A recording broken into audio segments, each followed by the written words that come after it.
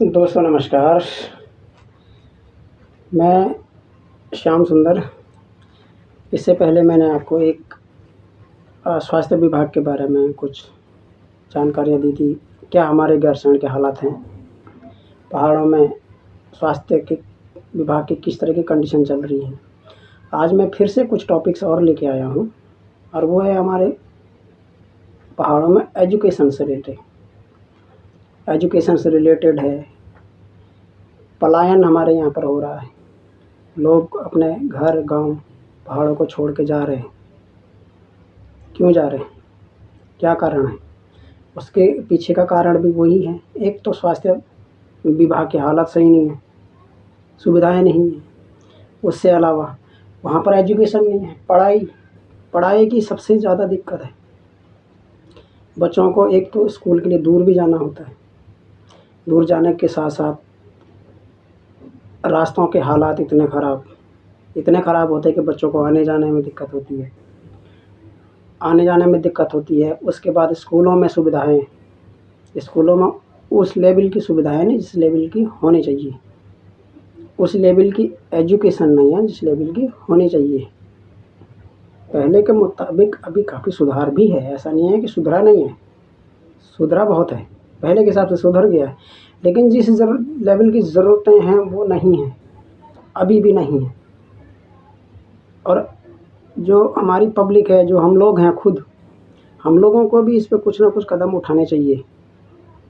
क्योंकि आजकल के जो बच्चे हैं, पढ़ाई के ऊपर कम ध्यान है और खेल कूद के ऊपर जो अननेसेसरी है। जो ज़रूरी है वो तो ठीक है, लेकिन जो अननेसेसरी है, जिसकी ज़रूरत ही नहीं है, उस पर ज़्यादा ध्यान है।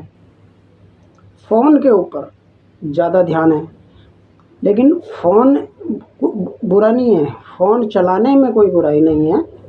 बुराई है कि आप फ़ोन का इस्तेमाल किस चीज़ के लिए कर रहे हैं, फ़ोन का यूज किस चीज़ में कर रहे हो। फ़ोन में कई सारी चीज़ें हैं, कई तरीके के कंटेंट्स हैं। बच्चों के एज के हिसाब से अगर बच्चा स्टडी कर रहा है, पढ़ाई कर रहा है, तो कुछ फ़ोन में ऐसी सेटिंग्स होती हैं। अगर माता पिता उसको उस फ़ोन की उस सेटिंग को इनेबल करके रखे फ़ोन में, तो शायद बच्चा उसकी जो ज़रूरत की चीज़ें हैं सिर्फ उसी तक पहुंच पाएगा, सिर्फ उसी तक। फ़ोन में एक ऐसी पेरेंटल कंट्रोल एक सेटिंग है जिस पर माता पिता अपने बच्चे को कंट्रोल में रख सकते हैं। अगर वो सेटिंग फ़ोन में कर दी जाए, पेरेंटल कंट्रोल सेटिंग कर दी जाए, तो जो आप चाहेंगे आपका बच्चा सिर्फ वही चीज़ देख सकता है।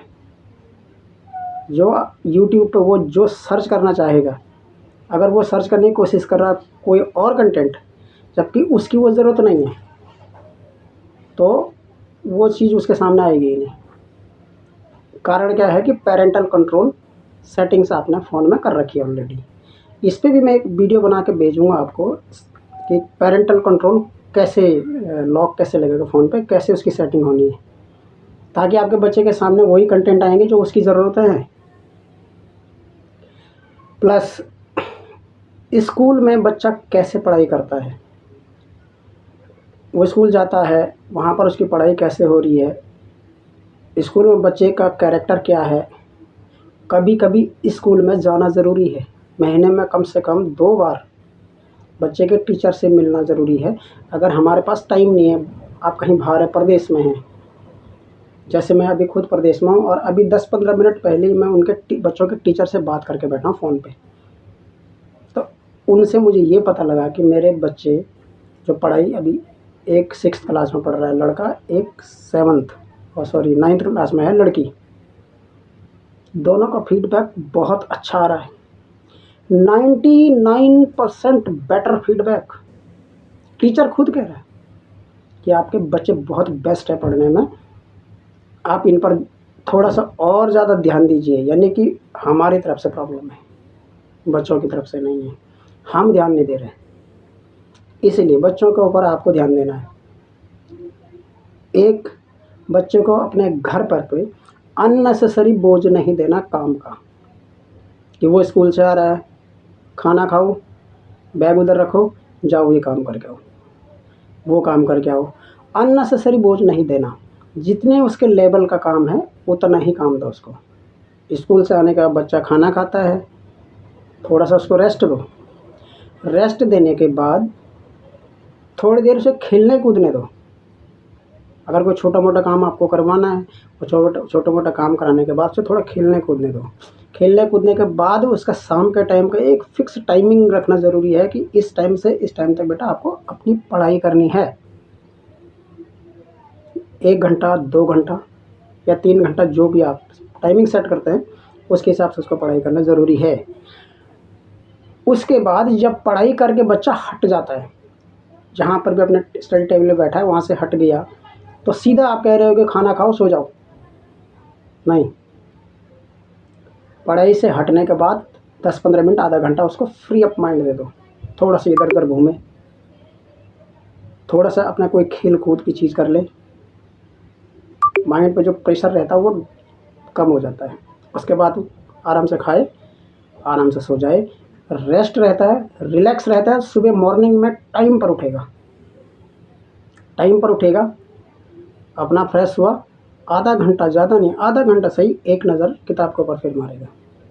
ये है माँ बाप की रिस्पॉन्सिबिलिटी, जिम्मेदारियाँ माता पिता की हैं। सब कुछ टीचर ही नहीं करेगा ना। टीचर स्कूल में जितना पढ़ाएगा, वहाँ पर बच्चा प्रेशर में रहता है। टीचर का खौफ अलग, कई बच्चों के बीच में है, फिर इतने लोगों के बीच में जो चीज़ें समझाई जाती बच्चे के माइंड में उतनी जल्दी नहीं बैठती जितना जल्दी वो अपने घर पर पढ़ाई करके पकड़ सकता है चीज़ों को। तो आपको अपने बच्चे के ऊपर बहुत ध्यान रखने की ज़रूरत है। और स्कूल जाना ज़रूरी है, हर फंक्शन पे स्कूल जाओ। अगर आप स्कूल नहीं जा पा रहे किसी कारणवश, आप शहर में हैं, नौकरी कर रहे हैं, तो फ़ोन के ऊपर टाई अप रखना ज़रूरी है टीचर के साथ में। बच्चों का फीडबैक लो। बच्चों का फीडबैक लेने से बच्चों को पता चलता है कि माता पिता हम मेरे टीचर को कॉल कर रहे हैं, बात कर रहे हैं, पूछ रहे हैं। उसका भी उसके ऊपर इफ़ेक्ट रहता है कि कोई तो पूछ रहा है। बिल्कुल फ्री अप, एकदम लावारिस जैसे मत छोड़ो उसको। ठीक, एक तो ये है। दूसरा, स्कूल की सुविधाओं के लिए पूछना माँ बाप की जिम्मेदारियाँ हैं और हक भी है कि बच्चों को स्कूल में पढ़ाई किस तरीके से कराई जाती है, उनको वहाँ पर क्या क्या सुविधाएं मिल रही है, वहाँ पर उनको अगर फूड मिल रहा तो उसकी क्वालिटी क्या है, पानी जो पीने का है उसकी क्वालिटी क्या है। आपको हक है उसको चेक करने का, कोई रोक नहीं सकता है। आराम से आप चेक कर सकते हैं। अगर उसमें प्रॉब्लम्स हैं, दिक्कत है, आप उसकी कंप्लेंट्स कर सकते हैं स्कूल प्रिंसिपल को, और उनको उस पर एक्शन लेना ही पड़ेगा। क्योंकि अगर आप अपने बच्चे को किसी के पास अगर पढ़ने के लिए छोड़ रहे हैं तो उसकी सेफ्टी भी देखना बहुत ज़रूरी है। स्कूल तो देखता ही है, उससे अलावा आपकी भी जिम्मेदारियां है वहाँ जाके चेक करना, देखना, और अगर कोई कमी पाई जाती तो उसको आगे रेफ़र करना ताकि सुधार आए। सुधार होना ज़रूरी है। इसके बाद हम इन्हीं कारणों से क्या हो रहा है कि हमारे यहाँ पर पलायन की बहुत दिक्कत है। लोग अपने घर, गांव सब कुछ छोड़ छाड़ के शहरों में चले गए, अच्छी एजुकेशन के चक्कर में, अच्छी पढ़ाई के चक्कर में, नौकरी के चक्कर में। वहीं नौकरी कर रहे हैं, वहीं कमाई कर ली, पैसा इकट्ठा कर लिया, 50 गज के एक मकान खरीद लिया, बस उसी को बहुत बड़ा संसार मान लिया। जबकि सच्चाई इससे अलग है। सच्चाई क्या है? शहर में पढ़ा लिखा कोई भी पहाड़ी लड़का हो सकता है कुछ परसेंटेज लोग होंगे जो एक अच्छे लेवल पे होंगे, नहीं तो शहर में पढ़ाई जो लड़का कर रहा है उसमें और जो हमारे पहाड़ी एरिया में जो लड़का पढ़ाई कर रहा है उसमें बहुत फ़र्क है। हमारे यहाँ का पहाड़ी लड़के के पहाड़ी बच्चों की पहचान होती है पढ़ाई के साथ साथ उनके माइंड में एक चीज़ ज़रूर चलती है कि उनको देश सेवा करनी है। और यहीं पर जो लड़का शहर में आ जाता है उसके माइंड से ये सब चीज़ें निकल जाती हैं। वो इन सब चीज़ों से परे हो जाता है, बिल्कुल ही वो शहर के हिसाब से जीता है। और आने वाले कल में वो अपने पहाड़ों में इतनी आसानी से टिकेगा नहीं, क्योंकि उसके शहर की आदत है। और जाना एक दिन अपने पहाड़ों में ही है, रहना एक दिन वहीं है। चाहे आप कुछ भी कर लो शहर में, आखिरी आंगन अपना अपना पहाड़ों का जो पुश्तैनी घर है वो ही है आखिरी मंजिल। वहाँ जाना ही जाना है, पहुँचना ही पहुँचना है। लास्ट में जब वहीं जाना है तो फिर जो सही समय है, जिस समय का सदुपयोग कर सकते हैं, करना चाहिए, उस समय को हम शहर में बस के बर्बाद कर देते हैं। बुढ़ापे में जाते हैं पहाड़ों में, बुढ़ापे में जाकर हम वहाँ के लिए करेंगे क्या? पहाड़ का पानी और पहाड़ की जवानी पहाड़ों के ही काम नहीं आती, ये सच है, ये कहावत सही है। पहाड़ों का पानी और पहाड़ों की जवानी पहाड़ों के ही काम नहीं आ रही, क्योंकि जब जवानी है तब शहरों में है। अगर वही जवानी पहाड़ों में काटी जाए तो कुछ तो करेगा। ऐसा तो है नहीं कि बिल्कुल ही नालायक की तरह पड़ा रहेगा घर पे, कुछ तो नया करेगा। और हर जवान लौंडा जॉब के लिए अगर कोशिश कर रहा तो वो यही कोशिश करेगा कि वो लगभग या तो फौज में जाएगा, पुलिस में जाएगा, गवर्नमेंट जॉब के टारगेट रखेगा। और शहर में आने के बाद वो प्राइवेट जॉब पे उलझा रह जाता है, वो प्राइवेट के लिए ही कोशिश करता। प्राइवेट लड़के का आप कभी भी हो बैकग्राउंड चेक करिएगा, अगर वो शहर में पढ़ाई कर रहा है तो स्कूल में उसका आप देखोगे 95% बच्चे ऐसे होंगे जिनका कोई रैंक नहीं होगा। स्कूल में कोई रैंक नहीं होगा। जैसे हमारे यहाँ के लड़के बच्चे होते हैं, अपनी क्लास में फर्स्ट आ रहे हैं, अपने स्कूल में फर्स्ट आ रहे हैं, अच्छी रैली प्रतियोगिताओं में जाते हैं, खेल कूद में निकलते हैं, उनको इस चीज़ के प्रमाण पत्र सर्टिफिकेट मिलते हैं, जो चीज़ की आपको शहर में देखने को भी नहीं मिलेगी। क्योंकि ऐसे चांसेस बहुत कम होते हैं और बहुत कम मिलते हैं, बहुत कम मिलते हैं ऐसे चांसेस। इसलिए आप लोगों को कोशिश ये करनी होती है कि अगर अपने बच्चे अपने गांव में ही पढ़ाई करें, गांव में ही पढ़ाई करें, तो वो वहाँ के हालात को समझ लेगा, वहाँ की सिचुएशन को समझेगा, वहाँ की कंडीशन क्या है वो समझेगा। और जब सही समय आएगा, जब वो उस लायक बन जाएगा, तो कुछ ना कुछ नया करेगा, ज़रूर करेगा। जब स्टडी पूरी हो जाएगी तो कुछ ना कुछ नया करेगा। अगर वो वहाँ से निकल के शहर में चला गया, उसके बाद उसके लिए वहाँ कुछ भी हो रहा है उसको कोई मतलब नहीं है, वो वहाँ के लिए सोच ही नहीं पाएगा, क्योंकि शहर भी चकाचौंध में कहीं खो जाता है। इसलिए कोशिश करिए जितना हो सकता है मैक्सिमम अपने बच्चों को अपने गांव में ही पढ़ाइए। जितने ज़्यादा बच्चे गांव में रहेंगे उतनी ज़्यादा वहाँ की सुविधाएं बढ़ेगी, जितने ज़्यादा बच्चे रहेंगे उतना ज़्यादा सुधार होगा। बच्चों की संख्या कम होती जाएगी, लोगों की संख्या कम होती जाएगी, तो सुधार कम होता जाएगा, विकास कम होता जाएगा, क्योंकि पब्लिक की मेजॉरिटी होती ही नहीं है। पब्लिक मेजॉरिटी नहीं है, बूढ़े लोग गांव में रहते हैं, या तो जो लोग पढ़े लिखे नहीं हैं वो लोग रह रहे हैं, तो उन लोगों को उतना मालूम है नहीं वो क्या विकास करवाएंगे और क्या किससे लड़ेंगे। इसलिए अपने पहाड़ों में रहना ज़रूरी है और अपने पहाड़ों की तरफ रुख करना ज़रूरी है। शहरों में रहने के बाद आप 50-100 गज का एक मकान खरीद लेते हैं और सही समय आने पर उसे बेच देते हैं। कब? जब आपको लगता है कि अब यहाँ रहा नहीं जाएगा, या अब यहाँ रहना ठीक नहीं है, या फिर अब हमें अपने घर गांव जाने की ज़रूरत है। उस टाइम को आने तक हम तो बूढ़े हो जाते हैं, वहाँ के लायक भी नहीं रहे, और अपने बच्चों को हमने शहर की आदतें डाल दी, वो भी वहाँ के लायक नहीं रहे।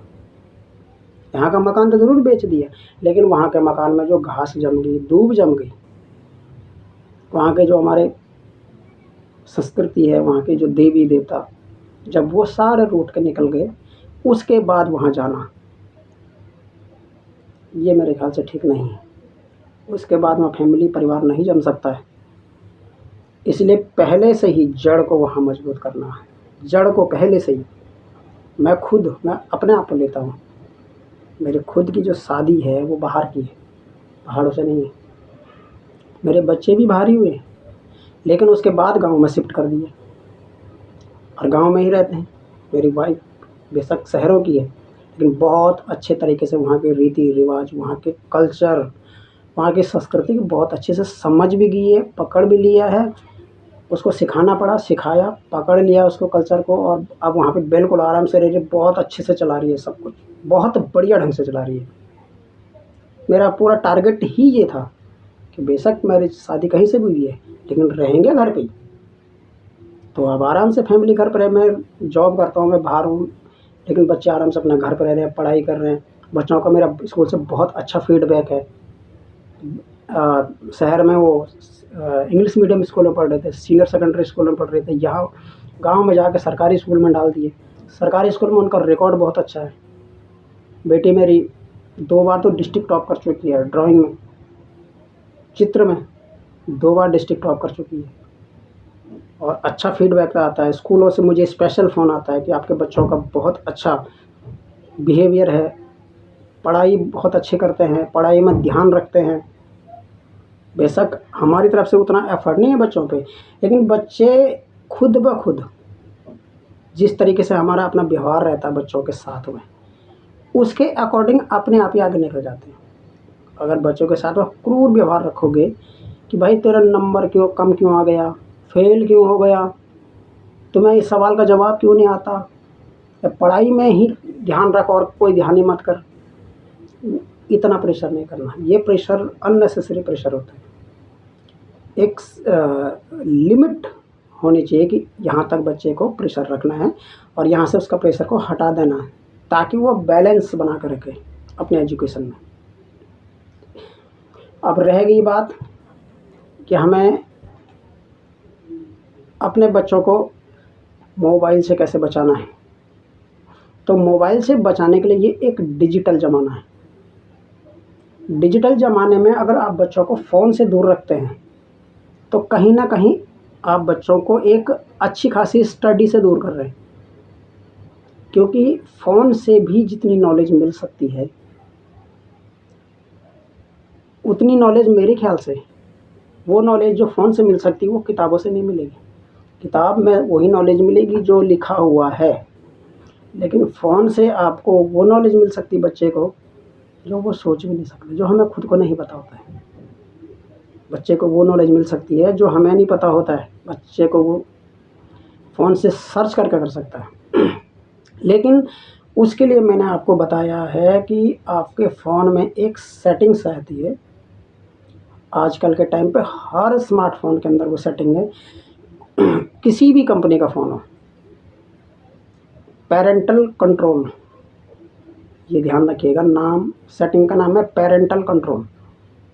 आप पेरेंटल कंट्रोल पे जाएंगे, चाहे आप यूट्यूब पे चले जाओ, चाहे आप प्ले स्टोर पे चले जाओ, आप फेसबुक पे चले जाओ, किसी भी सोशल साइट पे चले जाओ, खुद गूगल के प्लेटफॉर्म पर चले जाओ, वहाँ पर आपको ढूंढने से एक सेटिंग मिल जाएगी जिसका नाम है पेरेंटल कंट्रोल। अपने फ़ोन में पेरेंटल कंट्रोल को ऑन कर दो, सेटिंग को ऑन कर दो, और बच्चे का एज ज़रूर, उसमें एक एज लिमिट है किस एज तक को आपको इसको रखना है। 18 साल से नीचे का आपको रखना है। 18 साल से नीचे का आप जैसे ही उसको सेटिंग में सेव कर देते हो, तो उसके बाद आपके बच्चे के सामने स्कूल से रिलेटेड, एजुकेशन से रिलेटेड ही वीडियोज़ खुलेंगे। अगर वो कार्टून भी देख रहा है तो कार्टून भी ऐसे ही खुलेंगे जिसमें केवल स्टडी करवाई जाएगी। गेम भी खेलेगा तो उसके प्ले स्टोर से वही गेम डाउनलोड होंगे जो उसके फ्यूचर के लिए सही है। बाकी के ये उल्टे सीधे गेम उस पर डाउनलोड नहीं होंगे। आप एक बार अगर पेरेंटल कंट्रोल लगा देंगे तो फ्री फायर आजकल बच्चे बहुत ज़्यादा खेलते हैं। फ्री फायर में बच्चे लगभग टाइम बर्बाद कर रहे हैं, या खुद ही बर्बाद हो रहे हैं।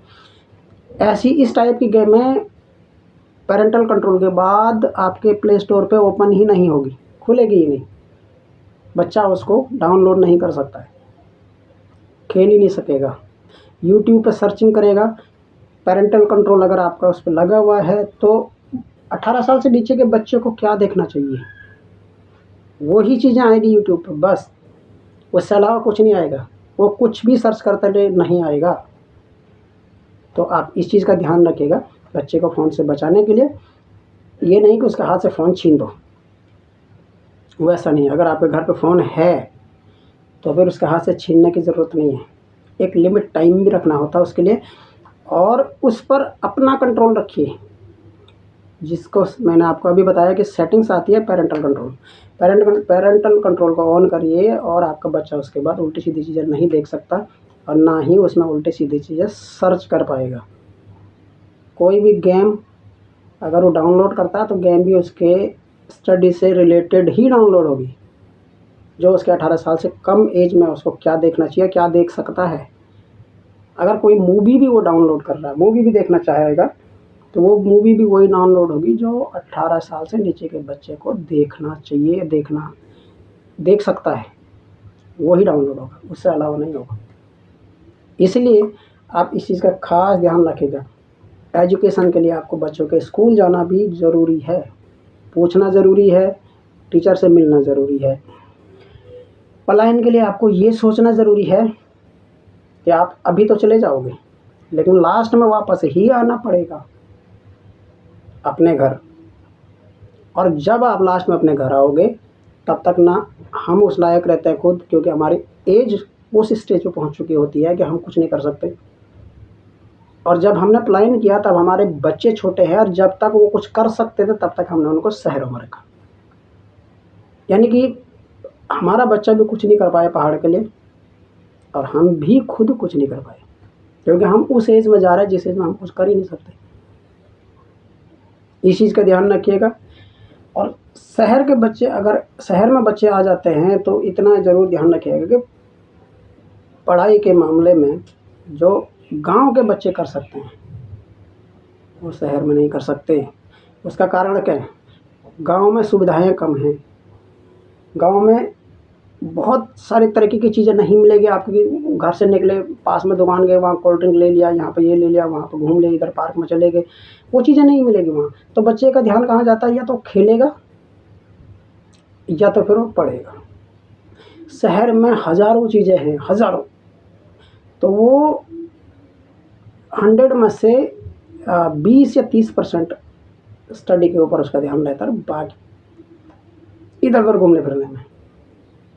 तो ध्यान रखिएगा, गांव का बच्चा स्टडी में ज़्यादा सही होता है, पढ़ाई में उतना शहर का नहीं होता। गांव का बच्चा पढ़ाई में ज़्यादा सही होता है। गांव के बच्चे का माइंड सेटअप ज़्यादा तेज चलता है शहर के बच्चे के हिसाब से। तीसरी चीज़, गांव का बच्चा क्रिएटिव माइंड वाला होता है हमेशा, शहर में नहीं, क्योंकि शहर में सुविधाएं बहुत है, उसको नया क्रिएट करने की ज़रूरत नहीं पड़ती है।